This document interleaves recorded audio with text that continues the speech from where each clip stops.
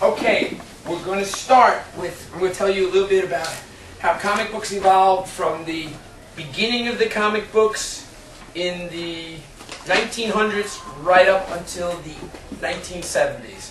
From the comics went from 10 cents to 12 cents. Comic books didn't start until 1933. The predecessor, precursor to comic books, as you might say, were the comic strips. These came out in the 1800s. Newspapers were always printed. But the first known, there was always cartoons and political cartoons and one-panel things, but the first known comic book character was in the late 1800s, and it was called the Yellow Kid. And he was funny, like kind of bulbous head, kind of a yellow veil, and he would just kind of comment on something in one panel. And it was basically one like this, and that was it. Comic books, strips evolved a little bit. You can pass this around. And there were these strip characters. One really cool one that came in the early 1900s was called Little Nemo.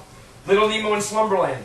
He'd start off, he'd fall asleep, he'd have his whole story, his whole adventure would be right in the middle, and at the end he'd wake up. And there's his Slumberland. It was pioneered a kind of art by an artist. Are you taking notes? There'll be a quiz at the end of the session. You know we can. But by an artist named Winsor McCay. And it was called surrealism.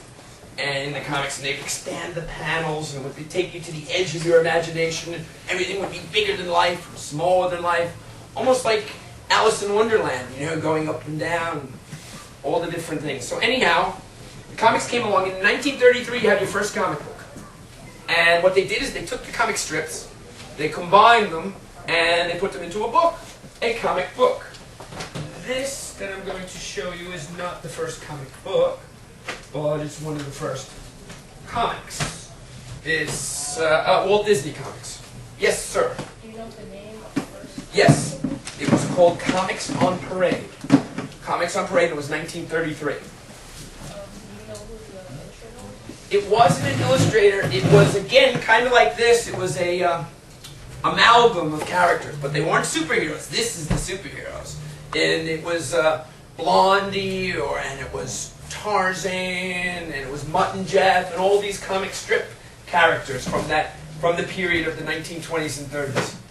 So you have Comics on Parade coming in 1933, and they kept going for a while, and they kind of toyed with magicians and strange sorcerers and strange characters. And then 5 years later, in 1938, the first superhero, and that's where this collage of characters comes about. You look at it. You guys can name the characters on here, right? Who can name them? You know this one? Human Torch. Yes, good. He's part of a group that comes later in the 60s called the Fantastic Four. But this guy, yeah. Well, what is he? This is Uncle Sam. That was a comic book character. This guy.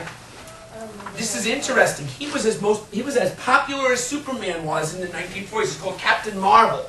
They're going to be making a movie out of it, and he could say these words, Shazam. It didn't work. He usually turns into a superhero. What happens to me? But I've used up my Shazam qualities this morning. What was that? Thor. Yeah, that's later in the 60s. But there you have this collage. So anyhow, to go back, you have this 1938. You have this Superman in Action Comics, and he was just a small part of the Action Comics. There was 5 other stories, but Superman was the lead story, the title, and this idea of a man who could hold a car, this unbelievable, amazing ability to, this strength, you know. And there's a great movie called Kill Bill, and in the movie, he talks about Superman being an alien. He's not from this planet. He's from another planet.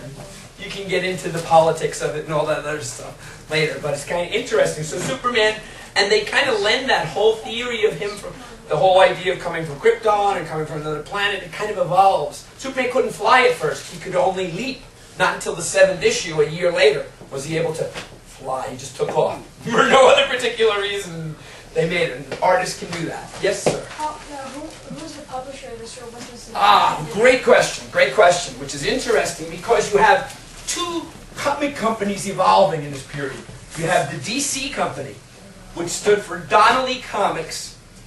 Some people thought it was Detective Comics, but it was really Donnelly Comics. And you have the Marvel Group. The Marvel Group, which started in the 40s, and you have the Marvel Mystery with the Human Torch and Captain America and Captain America evolved. So you take these comic books and you look at these comics and you say, oh, these are just superheroes. But comic books have and which is the other love that I have of them, they have a link to our history and political and governmental and many other ranges. The comic books evolved as the world evolved. So on one side you have the newspapers, you have the headlines, you have the world wars. And on this side you have the characters, and all of a sudden you have Superman fighting the Nazis. And you have Captain America. Yeah, what is Captain America? Exactly, very good. Yep, the Red Skull. And he was actually evolved, he was created specifically for that purpose. He came about in 1940. The artists that created, the two artists that created Captain America are wonderful. These are names that you should actually remember, and you want you to write them down and look them up and go on the Google, go in the library, go anywhere. And it's called Jack Kirby, K-I-R-B-Y. And the other man was Joe Simon, J-O-E-S-I-M-O-N, Joe Simon.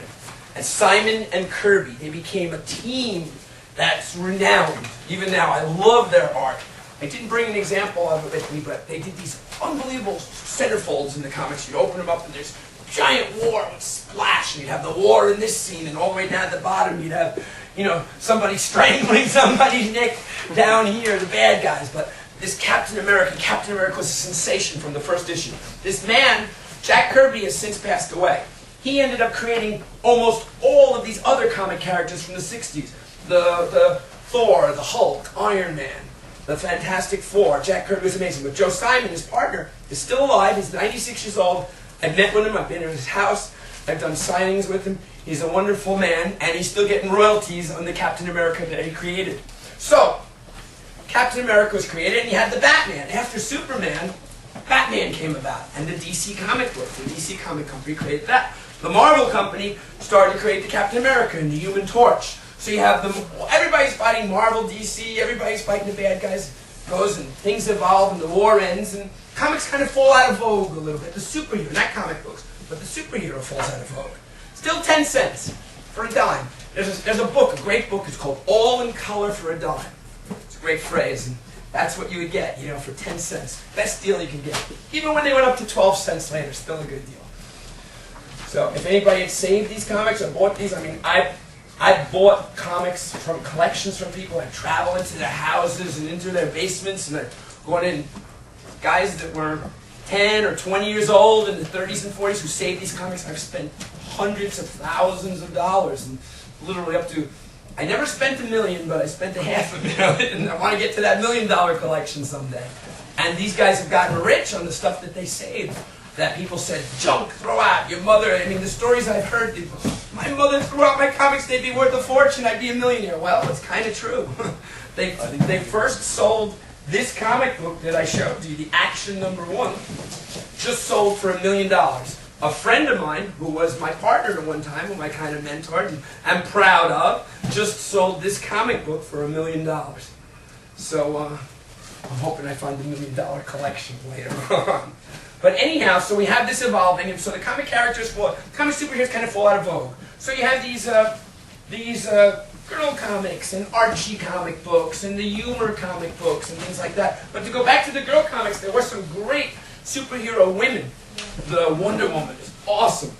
And you can see here you have Sheena, Queen of the Jungle, and they would team up with the superheroes in these teams and fight the bad guys. So as the comics evolved, you have this period of time. I'm going to pass this around. This is a comic book, and if you look, it's a severed head comic. It's kind of gruesome. Look real close on the cover. Still a dime, but these comics, they got into this horror theme, and this is the 1950s. But it got so bad, here, I'm going to pass these around, and that they actually created a code, a comic book code that came into being. And you'll see that on any comic book past the year of 1955. So the comic books come along here. Now, these comics, like I said, they actually got to, so the code came along and put this comic company, EC Comic Books, out of business. Because they couldn't tell their gruesome stories anymore, they didn't know how to tell it any other way. So there you go, that was it. But now the superheroes kind of started to reemerge again. Now you have the advent of atom bomb, the radioactivity, of people coming into space. You have the world of technology. So all of a sudden, people's imaginations are heightened again, and things start. And again, you have on here, you have those superheroes that came out of what I love and what I think is called the Marvel age of comic books. The incredible characters that were created. You've got the Fantastic Four. This was the last 10-cent comic book. 1 month later, in 1962, this is November of 61, the comics changed to 12 cents. 2 cents more. I remember that's when I was buying comics. I was 4 or 5 years old. You get 8 comic books for $1 and get some change back. It's kind of cool. Now comics are $4 for one. But this comic book, these people, they go into space. These gamma rays would bombard them. They come out, they come back down, they have superpowers. You've got Iron Man. Technology now evolved to a point where you can actually imagine a guy could carry a suitcase. Anybody see the Iron Man movie? Yes. You see the Iron Man? This is the first appearance of Iron Man. Okay, I'm going to pass this around. Be very careful. It's probably worth 1,000 or 2. Handle it with 2 hands. You can hold it with both hands. But that was first appearance. He appeared in a magazine called Tales of Suspense. It was a tryout, and it was so popular, they continued, and he became a perennial character who evolved today into the major billion-dollar, and I can say that now, you can say that with the advent of these superheroes, the billion-dollar business that the movies have gone into. But these Marvel comics, again, I mean, we haven't even touched the surface. You have Spider-Man. The first Spider-Man was a tryout. Oh yeah? Does he have the comic book? I'll give you my business card if you know. I'm happy to tell you what they're worth. But you see, this was Amazing Fantasy 15. It was a tryout magazine. So it became so popular when Spider-Man, they eliminated the fantasy, and it became the Amazing Spider-Man. Okay, it was an 8-page story. And then they took it and he started with his own magazine. Iron Man and Submariner. The X-Men. And again, the political context of things. X-Men were these mutants. People that were a little different. A little different than the regular so-called, straight and narrow human being. They had different powers and different thoughts. They could kind of read people's minds. They thought a little bit differently. The whole idea. The world was evolving, the world was changing, the consciousness all around was changing, and what you saw in our society, it was kind of portrayed in the comic books as it evolved. I mean, the Marvel comics, as opposed to the DC comics, I kind of could almost divide. It's funny, when I find these collectors and I go into their houses, I could almost divide their political affiliation. If they were the Democrats or blue or liberal, they were kind of evolved into the Marvel comic books, which kind of gave you more of a shade of gray about things. Peter Parker, his angst, he was a teenager, he got bit by a spider, he's got problems with his girlfriend, but by day, and he wants to, he's the superhero. Ben Grimm is in love with Sue Storm, his best friend is Reed Richards, but Reed's marrying Sue, and Johnny is her brother. The family context. It's really interesting stuff. So, the Marvel comic age, the 12-cent comic books, that's the age that I love. Now, we're going to watch something. We're going to see a Mickey Mouse cartoon. We're going to go backwards now, back into time, to the beginning, way back to 1927, right before the superheroes came about, when they were still comics. And this is something really interesting. The first Walt Disney comic. I'm going to show you something before we see the cartoon. Okay, these are the storyboards. Okay, you can hold that for a minute, just be very careful. Okay, these are the actual storyboards for these cartoons that you're going to see. And what you're holding is a piece of American history. It's going to be 100 years old in 15 years. Okay, these are the storyboards. There were 36 storyboards. You'll see this cartoon. Vlad, are we almost ready? Thank you, sir. Okay, these actually are probably, each one of these is probably worth a couple $100,000. So I guess if you put them all together, it's over $1 million. So this is art. Walt Disney was not an artist. He was a thinker. I believe one of our other speakers mentioned the word futurist. He was a provoker. He was a thoughtful, somebody that thought ahead. He was somebody different. And he worked with an artist named Ub Iwerks. And this is Ub Iwerks' art with Walt Disney's imagination poured, literally. You'll see it on the cartoon. We're going to watch this, and you'll see how Mickey Mouse. Now, the cartoon we're going to watch is from 1928. Yes, sir. I have a question. Yes, sir. Have you read all of these? Okay. No. I have what I call comic vision. I've read a lot of them. I look at it and I can see right through it and tell you the whole story. I've read a lot of these. A lot of the Marvel comic books.